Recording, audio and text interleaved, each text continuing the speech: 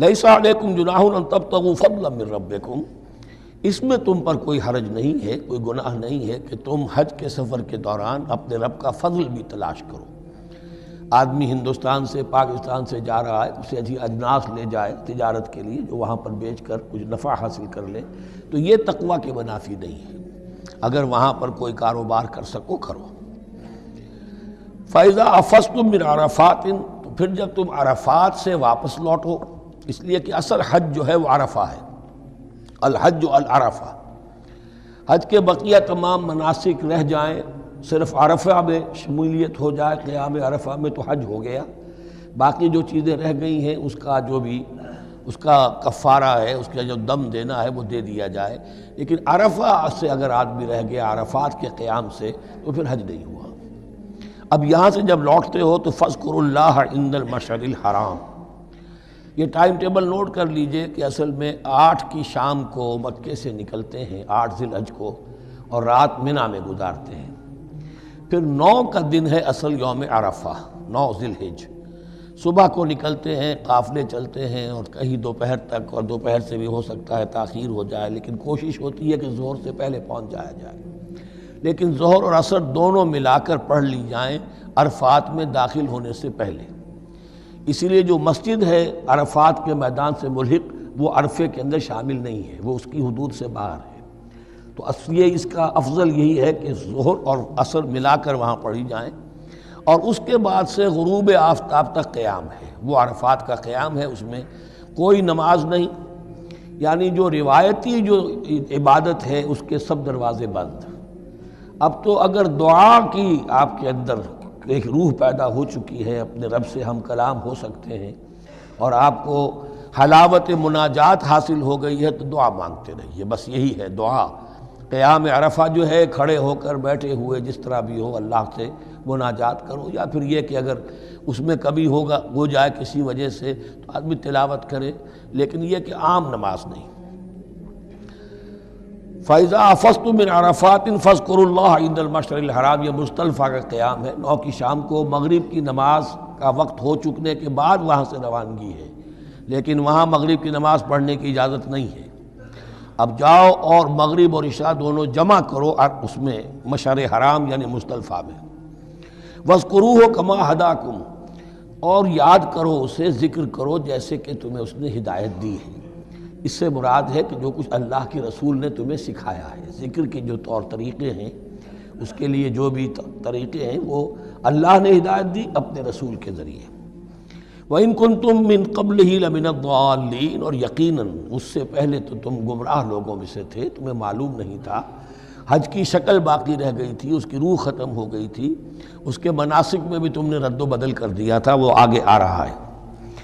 ثم افیضوا من حیث افاض الناس، پھر پلٹو وہیں سے جہاں سے کہ سب لوگ پلٹتے ہیں۔ قریش نے یہ کہا تھا کہ ہماری خاص حیثیت ہے کہ ہم تو منی ہی میں مقیم رہیں گے، باہر سے آنے والے لوگ عرفات جائیں اور عرفات سے پھر واپس لوٹیں، یہ سارے مناسک ہمارے لیے نہیں ہیں، ہم تو مکے والے ہیں، اور ہماری شان یہ ہے کہ ہم عرفات نہیں جائیں گے، منی ہی میں قیام رہے گا۔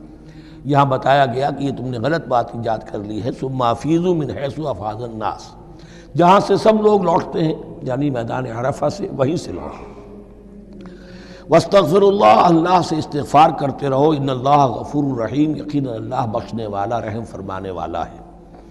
فَإِذَا قَضَيْتُم مَّنَاسِكَكُمْ، اور جب تم اپنے یہ مناسک ادا کر لو، پورے کر لو، فاذکروا اللہ کذکرکم آباءکم، تو اب اللہ کا ذکر کرو جیسے کہ تم اپنے آباء و اجداد کا ذکر کرتے رہے ہو، جس شد و مد کے ساتھ۔ وہاں یہ ہو گیا تھا کہ پھر منی میں جب یہ ٹھہرتے تھے تو اپنے آباء و اجداد کے قصیدے بیان کیے جا رہے ہیں، جیسے ہمارے ہاں ہوتا ہے، جو دیہاتی لوگ ہوتے ہیں، راجپوت لوگ ہوتے ہیں، ان کے میراثی ہوتے ہیں، اسی طرح وہاں شعراء ہوتے تھے قبائل کے، وہ ان قبیلوں کی مدح بیان کرتے تھے، ان کے بڑے بزرگوں کی، اسلاف کی جو ہے عظمت بیان کرتے تھے۔ اللہ کا ذکر ختم ہو چکا تھا، فرمایا جس شد و مد کے ساتھ تم اپنے آباء و اجداد کا ذکر کرتے رہے، اب اسی شد و مد کے ساتھ، بلکہ او اشد ذکرہ، بلکہ اس سے بھی زیادہ شد و مد کے ساتھ اب اللہ کا ذکر کرو۔ فَمِنَ النَّاسِ مَن يَقُولُ رَبَّنَا آتِنَا فِي الدُّنْيَا وَمَا لَهُ فِي الْآخِرَةِ مِنْ خَلَاقٍ، لوگوں میں سے وہ بھی ہیں جو یہی کہتے رہتے ہیں رب ہمیں دے دے دنیا ہی میں، ایسے لوگوں کے لیے آخرت میں کوئی حصہ نہیں ہے۔ یعنی وہاں پہنچ کر بھی ساری دعائیں ان کی دنیاوی چیزوں کے لیے ہیں، مال کے لیے، اولاد کے لیے، ترقی کے لیے، اور دنیا کی جو بھی چیزیں ہیں، اپنی کوئی مشکلات ہیں ان کے رفع کرنے کے لیے، چونکہ ان کے دلوں میں دنیا بسی ہوئی ہے۔ اشربوا فی قلوبہم الدنیا، ان کے دلوں میں جیسے بنی اسرائیل کے دلوں میں بچڑے کا تقدس ملا دیا گیا تھا اور محبت، اسی طرح ہمارے دلوں میں دنیا کی محبت ہے، تو وہاں جا کر بھی دنیا ہی کی دعائیں ہیں۔ فَمِنَ النَّاسِ مَن يَقُولُ رَبَّنَا آتِنَا فِي الدُّنْيَا وَمَا لَهُ فِي الْآخِرَةِ مِنْ خَلَاقٍ، ظاہر بات ہے ایسے لوگوں کے لیے پھر آخرت میں کوئی حصہ نہیں ہے۔ وَمِنْهُم مَن يَقُولُ، اور ان میں سے وہ بھی ہیں جو یہ کہتے ہیں ربنا آتنا فی الدنیا حسنۃ وفی الآخرۃ حسنۃ وقنا عذاب النار، پروردگار ہمیں اس دنیا میں بھی خیر عطا فرما اور آخرت کا بھی خیر عطا فرما اور ہمیں بچا لے آگ کے عذاب سے۔ اب دنیا کا خیر جو ہے سب سے بڑا وہ ایمان ہے، ہدایت ہے۔ دنیا کا کوئی خیر نہیں ہے جب تک کہ اس کے ساتھ ہدایت اور ایمان نہ ہو۔ تو سب سے پہلے انسان ایمان طلب کرے، پھر اس کے ساتھ اللہ تعالیٰ دنیا میں کشادگی دے دے، رزق میں بھی کشائش دے دے تو ٹھیک ہے، کوئی بری بات نہیں، اچھی بات ہے۔ لیکن یہ کہ اصل شے کیا ہے؟ ایمان اور استقامت۔ اولئک لہم نصیب مما کسبوا، یہاں یہ لفظ بہت اہم ہے، ان کے لیے حصہ ہوگا اس میں سے جو انہوں نے کمایا۔ محض یہ دعا کرنے سے یہ دعا جو ہے یہ کافی نہیں ہو جائے گی۔ اول تو یہ نوٹ کر لیجئے، یہی وہ دعا ہے جو یعنی رکن یمانی سے لے کر، جو بھی ہر چکر ہوتا ہے اس کا طواف کا، تو رکن یمانی سے لے کر حجر اسود تک کا جو دورہ ہے، اس میں یہ دعا مانگی جاتی ہے، ربنا آتنا فی الدنیا حسنۃ وفی الآخرۃ حسنۃ وقنا عذاب النار۔ اولئک لہم نصیب مما کسبوا، ان کے لیے حصہ ہے اس میں سے جو انہوں نے کمایا۔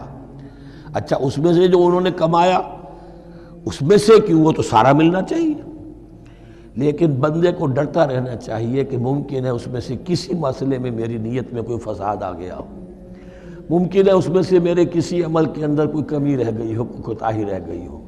اس لیے یہ نہ سمجھ لے کہ جو بھی کچھ کیا ہے اس کا اجر لازماً ملے گا۔ مما کسبوا، جو انہوں نے کمایا ہے اس میں خلوص ہے، اس میں بے حیائی ہے، اس میں تمام جو بھی اس کے آداب اور شرائط ہیں ملحوظ رکھے گئے ہیں، تو ان کو ان کا حصہ ملے گا۔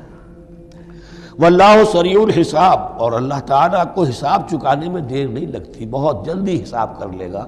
اب تو ہمارے سامنے نقشے موجود ہیں، کمپیوٹرز ہیں، کتنی جلدی حساب ہو جاتا ہے، تو اللہ کے ہاں تو پتہ نہیں کیسا سپر کمپیوٹر ہوگا کہ اسے حساب نکالنے میں دیر نہیں لگے گی۔